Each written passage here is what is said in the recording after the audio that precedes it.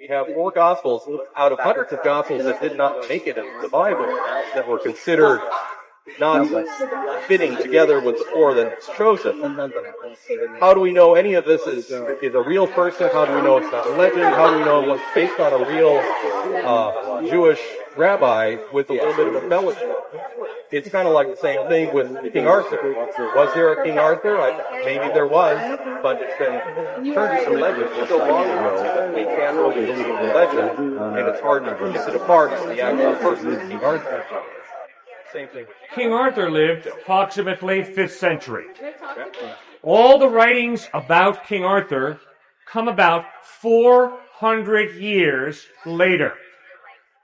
The Gospels are all written in the 1st century, 20 to 60 years after Christ, which means you do not have the time for legend and mythology to grow up between Christ and the Gospels of Matthew, Mark, Luke, and John.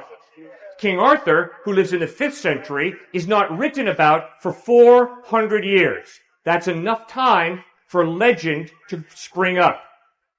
To compare him to King Arthur, shows you've not thought clearer, because you're smarter than that. You don't make those kind of mistakes. You're a scientist. You're meticulous in your thinking.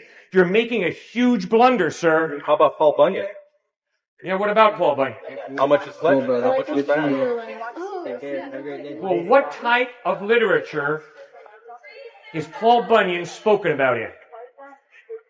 Usually stories. Usually things that aren't meant to be real, portray reality. Good. So let's nail it. What type of literature is it? Legendary. Folklore. No, it's not just legendary.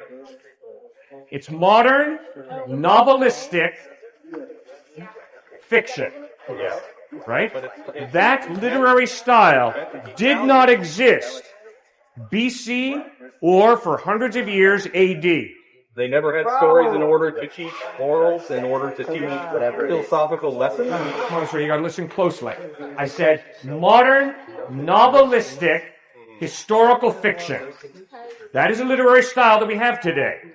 That was not a literary style in the 1st or 2nd century BC or AD. The Gospels are written in historical narrative. That is their literary style. Eyewitness reportage.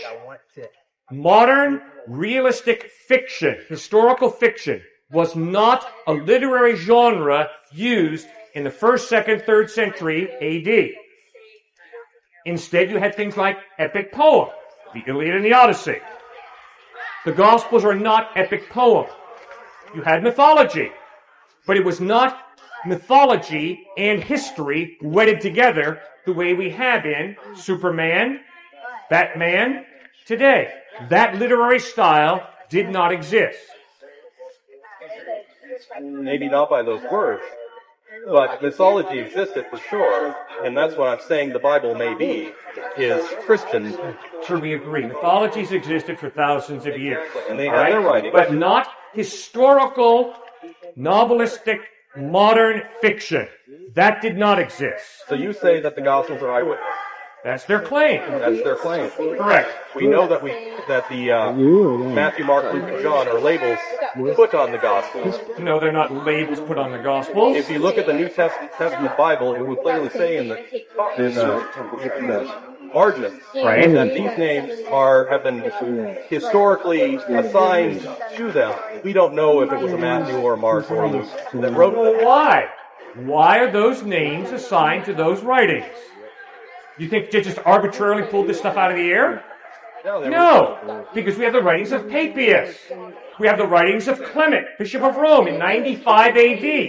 We have the writings of Ignatius, Bishop of Antioch, in 115 AD, in which they talk about the Gospel of Matthew and Mark and Luke and John. These aren't just pulled out of the air. Now, you're right. You're right in making a point that the original autographs, the original manuscripts, did not have at the beginning the Gospel of Matthew, the Gospel of Mark, the Gospel of Luke. That was not there. Instead, you just had the Gospel. But it was known broadly by the eyewitnesses and by those who listened to the eyewitnesses that Matthew wrote Matthew, Mark wrote Mark, Luke wrote Luke, and John wrote John. And so later on, after the eyewitnesses begin to die off, they do attach the Gospel of Matthew at the top of the manuscript, okay? But You're right, we can't prove it that Matthew wrote Matthew, but the evidence is Matthew wrote Matthew. So Matthew was hearsay based on verbal accounts, and then they wrote it down on the one. No, not hearsay. Eyewitnesses, and those who knew the eyewitnesses, testify this was written by Matthew, Mark, Luke, and John. Let me say it one more time. Eyewitnesses and those who knew the eyewitnesses insisted that Matthew wrote Matthew, Mark wrote Mark, Luke wrote Luke, and John wrote John. Both eyewitnesses and those who knew the eyewitnesses. All right? These eyewitnesses are in the exact same book that, we're not trusting anyways yet because we have no reason to trust it. So, okay, good.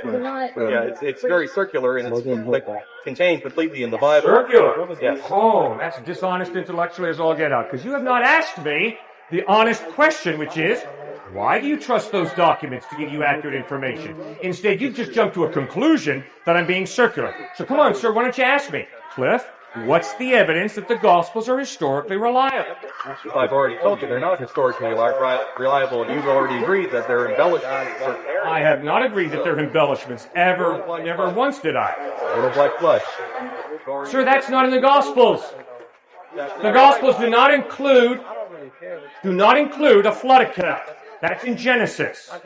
We're talking about Jesus. You don't read about Jesus in Genesis. In the Gospels where the devil supposedly takes Jesus up on the highest mountain in all the world, all the four corners. Yes. You think that literally happened? No. Around the conflict, so that's embellished. No. That is symbolism. And where was the eyewitness that wrote that? It's not embellishment, it's symbolism. And where was the eyewitness that was there? Jesus communicated to people that he had this experience. No, sir. If I have an experience and I tell her, ma'am, I had this experience, I am reporting to her my experience. Now, I'm either lying to her or I'm telling the truth, but I am insisting this happened to me. I was born in New York City, at Columbia Presbyterian Hospital. Now, she can't prove that. She can go out trying to find birth records, but I am communicating I was born at Columbia Presbyterian Hospital in New York City. That's not hearsay. That is me communicating to her the truth about my life. Is faith alone enough to get into heaven? Genuine faith? Yes. Hypocritical faith? No. What does that mean? If I say, I trust you, and then when I leave you like this. I don't trust you. Because I think you might stick me in the back. So that's why I walk away like this. If I say I trust you, it means I have no problem with doing this and walking away.